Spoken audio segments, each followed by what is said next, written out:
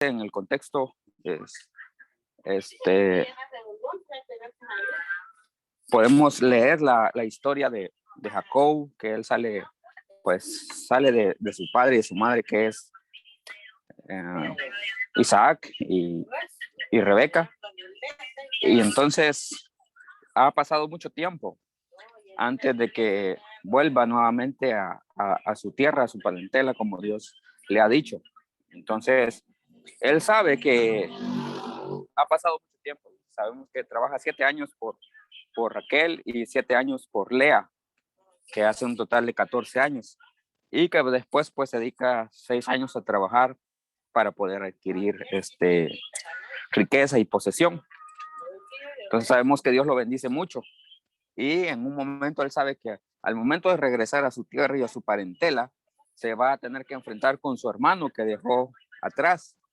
Entonces, el capítulo 32 específicamente habla de esa historia, pero no lo vamos a leer todo, solo vamos a leer una porción que nos interesa. Dice el capítulo 32, versículo 1, dice: Jacob siguió su camino y le salieron al encuentro ángeles de Dios. Y dijo Jacob cuando vio campamento de Dios y llamó el nombre de aquel lugar Manaim.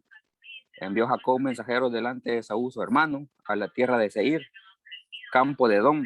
Les mandó diciendo, así diréis a mi señor Esaú, así diréis, tu siervo Jacob con Labán ha morado, y me he detenido hasta ahora. Tengo vacas, asnos, ovejas, siervos. Envió a decírselo a mi señor para hallar gracia en tus ojos. Los mensajeros volvieron a Jacob diciendo: vimos a tu hermano Esaú, y él también viene a recibirte con 400 hombres con él.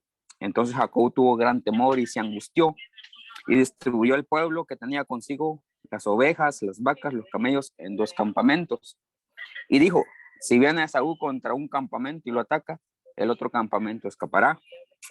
Dijo Jacob: Dios de mi padre Abraham y Dios de mi padre Isaac, Jehová que me dijiste, Dios, vuélvete a tu tierra y a tu parentela y yo te haré bien.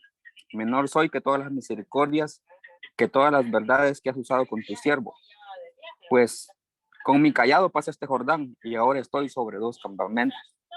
Líbrame de la mano de mi hermano, de la mano de Esaú, porque le temo. No venga acá y hiera a la madre con los hijos. Y tú has dicho: yo te haré bien y tu descendencia será como la arena del mar, que no se puede contar por la multitud.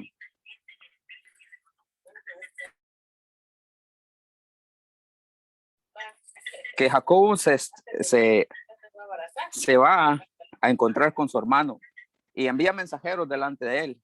Y los mensajeros van donde su hermano y le dice: tu hermano viene y tu siervo viene para acá. Ha estado morando en la tierra de Labán, en tierra de tus parientes, que eran parientes de la mamá de ellos. Entonces nosotros vemos que regresan los siervos ante Jacob y le dice: vimos a tu hermano de la tierra de Edom y aquí tu hermano Esaú viene con 400 hombres. Y nosotros podemos ver que Jacob pues empieza a angustiarse y tuvo gran temor, dice la escritura, y distribuyó. La mente de él estaba pues enfocada todavía en la ira y en el enojo de Esaú. Y hace una petición a Dios y le dice: pues Dios de mi padre Abraham, que me dijiste, vuélvete a tu tierra y a tu parentela y yo te haré bien. Prácticamente es todo lo contrario que le dijo a Dios a Abraham cuando lo llamó, que le dijo: sal de tu tierra y tu parentela a la tierra que yo te mostraré. Y entonces aquí a Jacob le está diciendo: vuélvete a tu tierra y a tu parentela y yo te haré bien. Y le pide a Dios y dice: menor soy que todas las misericordias y la verdad que has usado con tu siervo, pues con mi callado padece el Jordán y ahora estoy sobre 2 campamentos. Si nosotros podemos recordar cuando Jacob salió de la presencia de su papá y su mamá y viendo de la ira de su hermano, realmente iba sin nada. Y lo podemos ver ahí en el libro de Génesis, capítulo 28, versículo 20. Dice la escritura en este texto, Génesis 28, 20. Dice la escritura: Jacob ha soñado algo hermoso y algo maravilloso. Y al final, antes de seguir su camino, dice: e hizo Jacob un voto diciendo: si fuera Dios conmigo y me guardare de este viaje, en que voy y me diere pan para comer y vestido para vestir, y si volviera en paz a mi casa de mi padre, Jehová será mi Dios.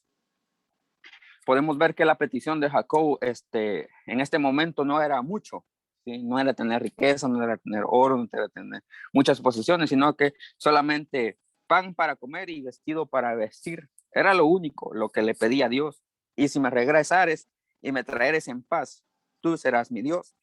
Entonces, nosotros podemos ver que Dios fue muy misericordioso y muy benévolo con Jacob y con toda su familia, dándole pues mucha posesión y mucha riqueza.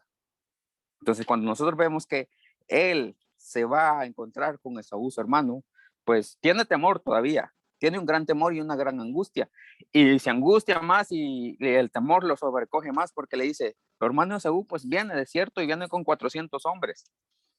Y él divide en dos campamentos todo lo que tiene. Le dice, bueno, cuando yo salí de mi tierra, dice, salí sin nada, solo con mi callado, y ahora estoy sobre dos campamentos, como le vimos en Génesis. Entonces nosotros podemos ver que el problema principal muchas veces es lo que nosotros pensamos, y nuestra angustia muchas veces no nos deja ver las maravillas de Dios y no nos deja entender las grandes bondades de Dios, su gran benevolencia. La angustia y el temor muchas veces nos frenan y nos detienen, y muchas veces no usamos ese poder de la palabra que nosotros tenemos en la oración, en las peticiones hacia Dios, porque muchas veces nuestra angustia y nuestro temor es más que querer estar platicando con Dios. Entonces nosotros podemos ver que la escritura nos dice que cuando nosotros tengamos una angustia, un temor tan grande, nosotros debemos de hacer la petición a Dios, porque él está al cuidado de todo y Él nos da la solución de todas las cosas. Veamos ahí en el libro de Éxodo, capítulo 15, versículo 26. Éxodo, capítulo 15, versículo 26.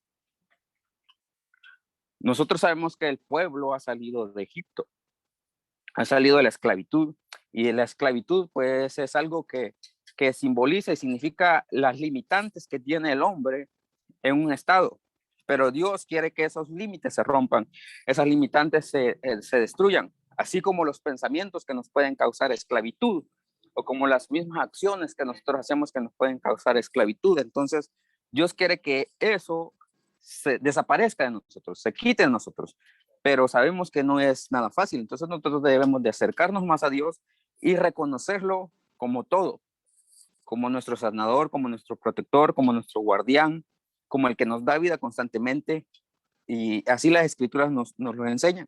Entonces, en el capítulo de Éxodo, capítulo 15, versículo 26, dice que llegaron a una agua, pero no la podían beber porque era amarga, era completamente amarga, entonces no se podía beber esa agua. Y Dios les da la solución. Entonces, en este versículo dice lo siguiente, 15, 26, dice, Éxodo capítulo 15, versículo 26. Si oyeres atentamente la voz de tu Dios e hicieres lo recto delante de sus ojos y dieres oído a sus mandamientos y guardares sus estatutos, ninguna enfermedad de las que envía a los egipcios te enviaré a ti, pues yo soy Jehová tu sanador. Entonces nosotros tenemos un Dios que nos sana, que nos protege. Él nos va a cuidar de todo, pero dice que nosotros tenemos que estar atentos a su voz y hacer lo que Él nos ha mandado y guardar lo que Él nos ha dicho. Porque si nosotros no hacemos lo que Él nos manda y no guardamos lo que Él nos dice, entonces no va a poder hacer lo que Él dice con nosotros. ¿Ya? Entonces nosotros tenemos que ver que Él es nuestro sanador. ¿Y de qué manera es nuestro sanador? Pues nosotros le pedimos en todas las tribulaciones, en toda la angustia. Podemos tener una enfermedad tan angustiante que nos puedan decir, no, es que usted tiene muy pocos días de vida, pero Dios tiene la palabra y dice, pues no, tienes que vivir y vas a vivir los días que yo quiera darte. Entonces, Él te va a sanar, pero debemos de confiar y de estar haciendo peticiones delante de Él. Entonces, podemos ver que Dios también es el dueño de todas estas cosas. Él las puede dar y Él las puede quitar. Así como nos puede enfermar, también nos puede sanar. Y si no, pues solamente nos va a mostrar su gracia y su misericordia, como lo hizo con Pablo en el libro de Números, capítulo 12. Libro de Números, capítulo 12. Tenemos este texto. en la escritura. Números capítulo 12, versículo 12 y versículo 13. Dice la escritura lo siguiente.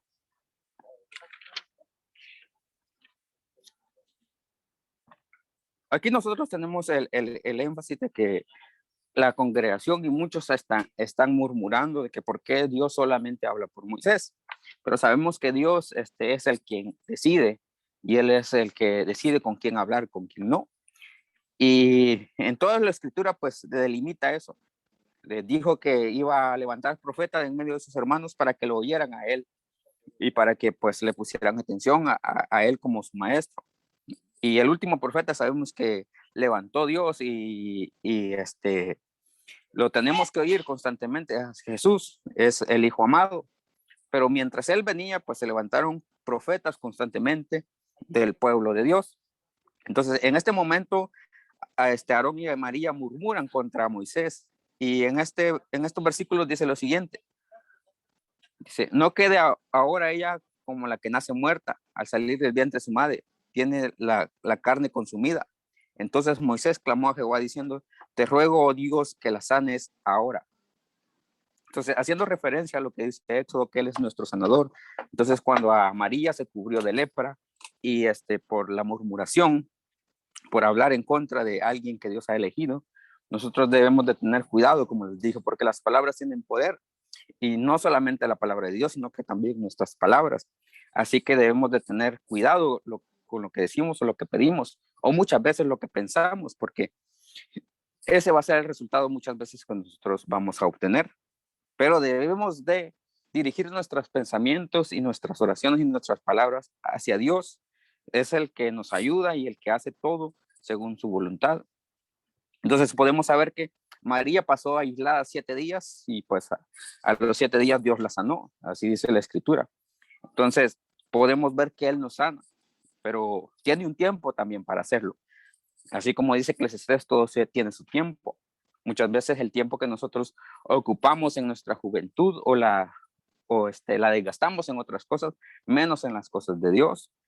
Pero parece ser que Dios tiene misericordia de nosotros y nos llama y nos hace servir y nos hace pues mostrar que Él es bueno con nosotros y nos pone en su camino para que aprendamos y pues nos arrepentimos muchas veces después de que no utilizamos el tiempo para conocer más de Dios o estar cerca de Dios. Entonces nosotros podemos ver que debemos de estar siempre pendientes de esto y debemos de saber que la oración es nuestra ayuda espiritual para poder hablar con Dios y obtener todas las peticiones de nuestro corazón. Y para pues apoyar esto vamos a leer una historia que está ahí en el libro de Samuel. En el primer libro de Samuel tenemos esta historia. Es una historia que nos demuestra que Dios oye nuestro corazón y no solamente las palabras que salen de nuestra boca, y oye y cumple según su voluntad. Entonces, cuando nosotros hacemos una oración, no es necesariamente que las palabras sean audibles hacia Dios, porque Él lee y entiende nuestro corazón. Veamos ahí en 1 Samuel capítulo 1 esta historia para apoyar esto. Dice la escritura lo siguiente. Primer libro de Samuel, en el capítulo 1 en adelante. Dice, hubo un varón de Ramataim de Sofín, del monte de Efraín, que se llamaba Elcaná, hijo de Jeroam, hijo de Eliú, hijo de Tou, hijo de Sur, Efrateo. Y tenía él 2 mujeres, el nombre de una era Ana y el nombre de la otra era Penina. Y Penina tenía hijos, mas Ana no los tenía. Y todos los años aquel varón subía a la ciudad para adorar y ofrecer sacrificios a Jehová, Dios, a Jehová de los ejércitos en Silo, donde estaban 2 hijos de Elí, Oní y Fines, sacerdotes de Jehová. Y cuando llegaba el día en que el Elcaná ofrecía sacrificio, daba a Penina a su mujer, a todos sus hijos y a todas sus hijas, a cada uno su parte. Pero Ana daba una parte escogida, porque amaba a Ana, aunque Jehová no le había no le había concedido tener hijos. Y su rival la irritaba, enojándola, entristeciéndola, porque Jehová no le había concedido tener hijos. Y así hacía cada año. Cuando subía a la casa de Jehová, la irritaba así, por lo cual Ana lloraba y no comía. Y Elcaná, su marido, dijo a Ana: ¿por qué lloras? ¿Por qué no comes? ¿Por qué estás afligido tu corazón? ¿No te soy yo mejor que 10 hijos? Y se levantó Ana después de que hubo comido y bebido en Silo, y mientras el sacerdote Elí estaba sentado en una silla junto a un pilar del templo de Jehová, ella con amargura del alma oró a Jehová y lloró abundantemente, e hizo voto diciendo: Jehová, Dios de los ejércitos, si de que te dignares mirar la aflicción de tu sierva y te acordares de mí y no olvidares de tu sierva, sino que dieras a tu sierva un hijo varón, yo lo dedicaré a Jehová todos los días de su vida y no pasará navaja sobre su cabeza. Mientras ella oraba largamente delante de Jehová, Elí estaba observando la boca de ella, pero Ana hablaba en su corazón, solamente movía sus labios y su voz no se oía. Elí la tuvo por ebria. Entonces dijo Elí: ¿hasta cuándo estarás ebria? Digiere tu vino. Ana le respondió diciendo: no, señor mío, soy una mujer atribulada de espíritu. No he bebido vino ni sidra, sino que he derramado mi alma delante de Jehová. No tengas a tu sierva por una mujer impía, porque la multitud de mis congojas y de mi aflicción he hablado hasta ahora. Y Elí respondió, dijo: ve en paz y el Dios de Israel te otorgue la petición que has hecho. Ella dijo: halle tu sierva gracia delante de tus ojos. Y se fue la mujer por su camino y comió y no estuvo más triste. Levantándose de mañana, adoraron delante de Jehová y volvieron y se fueron a su casa en Ramá. Elcaná se llegó a Ana, su mujer, y Jehová se acordó de ella. Y aconteció que, cumpliéndose el tiempo, después de haber concebido, Ana dio a luz un hijo y le puso por nombre Samuel, diciendo: por cuanto lo pedía Jehová. Después subió el varón Elcaná con toda su familia para ofrecer a Jehová sacrificio acostumbrado y su voto. Pero Ana no subió, sino dijo a su marido: yo no subiré hasta que el niño sea destetado, para que lo lleve y sea presentado delante de Jehová y se quede allá para siempre. Elcaná, su marido, respondió: haz lo que bien te parezca. Quédate hasta que lo destetes, solamente que cumple Jehová su palabra. Y se quedó la mujer y crió al hijo hasta que lo destetó. Después que lo hubo destetado, lo llevó consigo con 3 becerros, una efa de harina, una vasija de vino, y lo trajo a la casa de Jehová en Silo, y el niño era pequeño. Y mataron el becerro, trajeron al niño a Elí, y ella dijo: oh Señor mío, vive tu alma, Señor mío. Yo soy aquella mujer que estuvo aquí junto a ti orando a Jehová. Por este niño oraba, y Jehová me dio lo que pedí. Yo pues lo dedico también a Jehová. Todos los días que viva será de Jehová. Y adoró allí a Jehová. Entonces podemos ver que muchas veces nos puede entristecer algo, nos puede atribular algo, nos puede amargar algo. Y la única solución que nosotros tenemos es derramar nuestro espíritu, nuestra alma y nuestro corazón, como hizo esta mujer, delante de Dios, delante de Dios.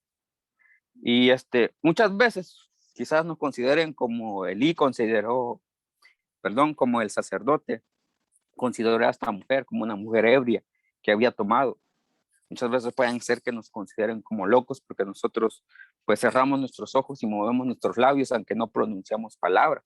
Pero nosotros lo que estamos haciendo es una petición a Dios y Él va a cumplir y va a hacer según su voluntad. Entonces podemos ver que Dios le da el hijo que ella pide y que se cumplió la petición que ella dio.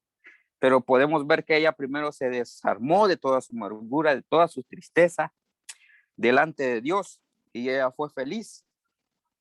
Y de esa manera, pues Dios le otorgó una doble felicidad teniendo al hijo que había pedido, y lo dedicó toda su vida delante de Dios y sirvió delante de Dios toda su vida. Y allí está la historia de la vida de ese hijo. La tenemos en la escritura. Entonces, como les digo, nosotros podemos tenemos a nuestra disposición la oración, y esa oración, pues, ¿qué hacemos? Las palabras que decimos, las palabras que enfocamos hacia Dios y dirigimos a Él tienen poder y se cumplen y hacen según la petición de nuestro corazón.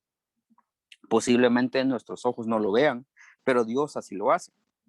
Entonces, nosotros debemos de ver que no importa la situación en la que estemos, podemos llorar si es necesario, pero porque nosotros somos frágiles y débiles y muchas veces pues nos quebramos así. Nos quebramos cuando tenemos una enfermedad que nos dicen pues no va a tener cura y no va a tener cura nunca. O cuando un familiar se muere, nosotros hemos orado pues y ni modo, muchas veces la tristeza nos embarga pues y lloramos. Y esto es así, la vida nos da esas lecciones y de la vida debemos de aprender esas lecciones. Esta mujer pues se entristecía y se amargaba porque su rival la entristecía, pues ella pues había adquirido una gran amargura de la cual se liberó al orar a Dios y, y Dios la bendijo mucho. Entonces, nosotros podemos ver que Dios puede decretar algo, pero nuestra oración puede intervenir y hacer que Dios pues nos tenga un poco más de paciencia y más misericordia. Y este caso lo tenemos ahí en el libro de Reyes. En el libro de Reyes, en el segundo libro de Reyes, en el capítulo 20, versículo 1 en adelante. Aquí tenemos otra historia, no como la de la mujer, pero sí una historia que nos demuestra que Dios ha determinado algo y al momento de que pues nosotros decidimos pedirle a Él con derramando nuestro corazón, Él escucha y Él perdona y da pues larga vida. Y esto es lo que le sucedió a este hombre. Veamos ahí los textos. Segunda de Reyes, capítulo 20, del versículo 1 en adelante, dice, en aquellos días Ezequías cayó enfermo de muerte. Y vino el profeta Isaías, hijo de Amós, y dijo, Jehová dice así, ordena tu casa, porque morirás y no vivirás. Entonces él volvió su rostro a la pared y oró a Jehová y dijo, te ruego, Jehová, te ruego que hagas memoria de que he andado delante de ti en verdad, con íntegro corazón, y que he hecho las cosas que te agradan. Lloró Ezequías con gran lloro, antes que Isaías saliese hasta la mitad del patio, vino palabra de Jehová a Isaías diciendo, vuélvete y dile a Ezequías, príncipe de mi pueblo, así dice Jehová, el Dios de David, tu padre. Yo he oído tu oración, he visto tus lágrimas, he aquí que yo te sano. Al tercer día subirás a la casa de Jehová y añadiré a tus días 15 años más. Te libraré a ti y a esta ciudad de la mano del rey de Asiria. Y ampararé esta ciudad por amor a mí mismo y por amor a mi siervo David. Podemos ver que Ezequías estaba pues con una enfermedad, como dice la escritura, cayó enfermo y enfermo de muerte, o sea, una enfermedad para morir. Y en su primera intención, Dios le dice al profeta, ve y dile pues que ordene su casa porque va a morir y no va a vivir. Eso es lo que había determinado Dios de este hombre. Pero este hombre pues estaba postrado en cama porque dice que volvió su rostro hacia la pared y oró y dijo, pues te ruego que hagas memoria de mí, que he hecho el bien, que he hecho lo que te agrada a tus ojos. Y pues lloró Ezequías con gran lloro, dice la escritura. Muchas veces quizás nosotros no somos muy propensos para llorar. Yo generalmente quizás no lloro mucho, pero no sé, quizás por las situaciones a veces que se dan. Pero si es necesario llorar, pues hay que llorar y decirle a Dios que tenga misericordia de nosotros, que se acuerde que nosotros pues estamos luchando y estamos tratando de hacer las cosas bien y que queremos hacer las cosas que agradan a Él. Entonces dice que la escritura dice que antes que Isaías saliese a la mitad del patio, pues no sé qué tan grande era el patio, pero dice que antes que saliera en la mitad, dice que ni siquiera había pasado la mitad, vino la palabra de Jehová a Isaías y dile, dice así Jehová, vuélvete a Ezequías, príncipe de mi pueblo, y dice Jehová, el Dios de tu padre, he oído tu oración y he visto tus lágrimas. He aquí yo te sano, y al tercer día subirás a la casa de Jehová, y añadiré a tus días 15 años más, y te libraré. Imagínense, 15 años más que le dio para que siguiera haciendo las cosas que agradan a Dios. 15 años más que le dio para que pues siguiera con íntegro corazón. Y así Dios muchas veces nos deja en esta tierra para que hagamos las cosas que a Él le agradan. Así como dijo Pablo, pues yo no sé qué escoger, si morir o irme, porque sería mucho mejor, o quedarme para el bien del mensaje y del pueblo de Dios. Nosotros somos una gran familia dispersa por todo el mundo. A veces las barreras que nos dividen ciertamente son los idiomas, pero la tecnología pues está avanzando mucho y prontamente pues tal vez ni los idiomas nos van a crear esa barrera. Entonces nosotros podemos ver que Dios se ha decretado algo. Dice, nosotros podemos ver que la escritura es enfática, dice, porque morirás y no vivirás, ¿sí? Entonces, usa lo que tienes, usa tu corazón, usa tus palabras, derrama tu alma, tu espíritu, tu corazón delante de Dios, como el ejemplo que vimos en Ana, y Dios va a oírte, va a establecer y va a decir, pues, está bien, no va a morir todavía, está bien, voy a ser bondadoso con él y voy a dar, pues, ¿qué tal? 15 años más, ¿sí? Entonces, pero eso es decisión de Dios. Nosotros simplemente tenemos que desahogar nuestro corazón, por así decirlo, ¿sí? Desahogar nuestra alma y nuestro espíritu, por así decirlo, hacia Dios, no hacia los hombres, ¿sí? Entonces muchas veces no, los hombres quieren que nos desahoguemos delante de ellos, pero no ese es el sentido. La escritura dice que Dios es el que oye y Dios es el que da la respuesta. Entonces, nosotros podemos ver que Jesús mismo enseñó de esto, enseñó de una manera sencilla para que nosotros pudiéramos comprender. Ahí en el libro de Mateo capítulo 6, en el capítulo 6, en los versículos 5 y 9, tenemos parte de la enseñanza del maestro de maestros, un maestro que no podemos olvidar, un maestro que nos sigue enseñando todos los días de nuestra vida. Así que nosotros debemos de ser como él, como dijo Pablo, sed imitadores de mí, como yo lo soy así de Cristo. Entonces nosotros debemos de imitarle a él, pero imitarle a él es conocerle, es saber, es entender, ¿sí?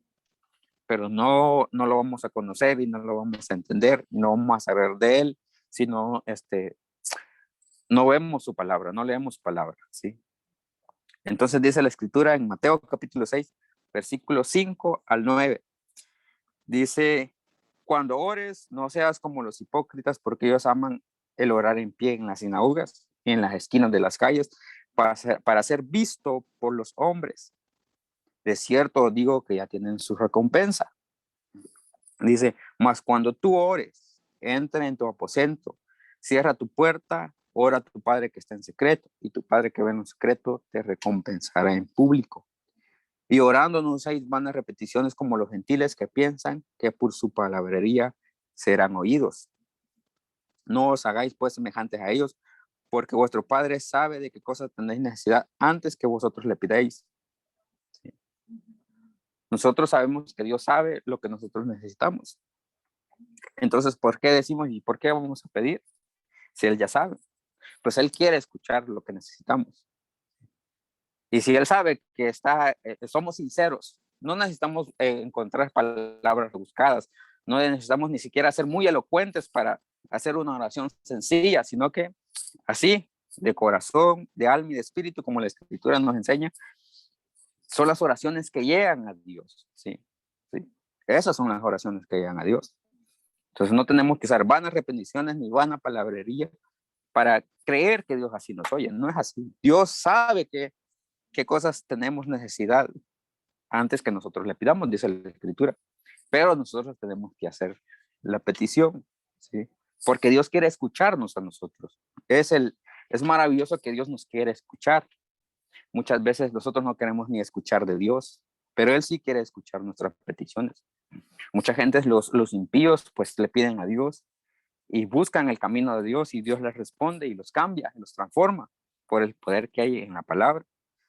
Pero nosotros, como le digo, nosotros también tenemos ese poder en nuestras palabras y más específica cuando oramos a Dios, ¿sí?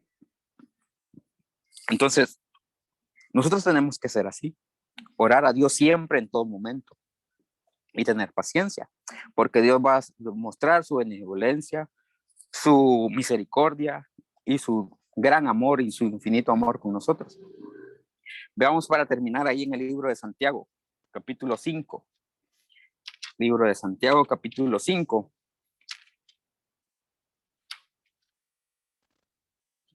Tenemos estos versículos o estas escrituras ahí escritas. Libro de Santiago, capítulo 5, en los versículos 13 al versículo 15.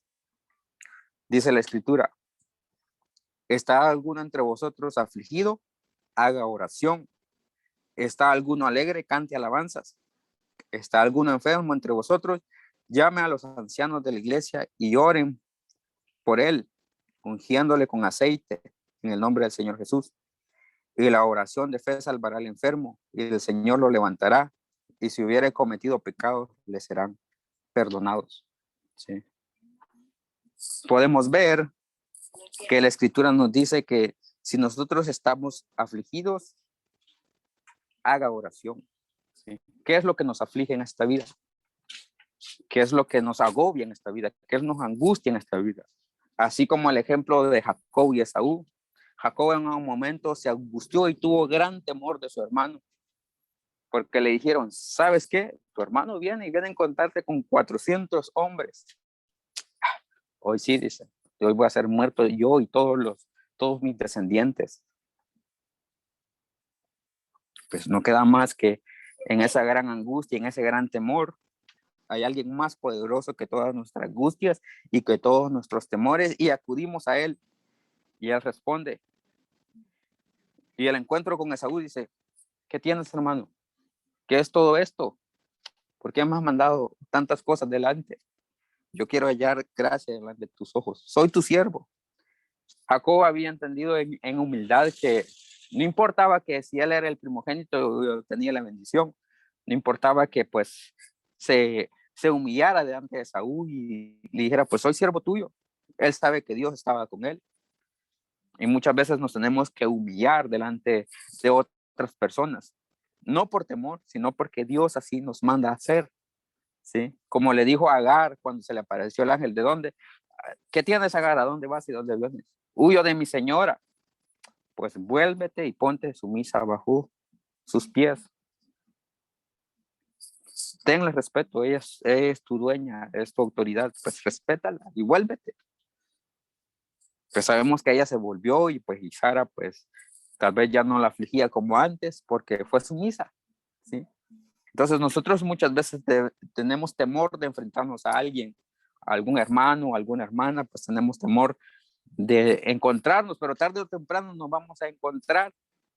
Así que nosotros debemos de utilizar esto que tenemos en la escritura, que nos demuestra a lo largo de la escritura que es algo muy poderoso. Las palabras que nosotros usamos en el sentido, en el propósito de una petición hacia Dios, ¿sí? Santiago dice: si está alguno afligido, pues haga oración. Si está alguno alegre, cante alabanzas. Lo que hacemos nosotros. Nosotros estamos alegres y cantamos alabanzas. ¿Está pues alguno entre vosotros enfermo? Llame a los ancianos de la iglesia. Dice ancianos, no ancianos. Dice ancianos en plural, ¿sí? Entonces dice: y oren por él, ¿ya? Y la oración pues va a salvar, y si hubiera cometido los pecados, le serán perdonados, ¿sí? La escritura nos dice que pues una oración puede salvar y puede sanar, incluso hasta puede perdonar pecados que hemos cometido. Eso es lo que dice la escritura. Así que hermanos, esta es la enseñanza. Podemos encontrar en la escritura y seguir meditando acerca de este tema. Hay mucho más material sobre esto. No sé si hay algún comentario, alguna pregunta sobre lo que hemos pues reflexionado en esta hermosa noche. Gracias por la atención, hermanos, de antemano.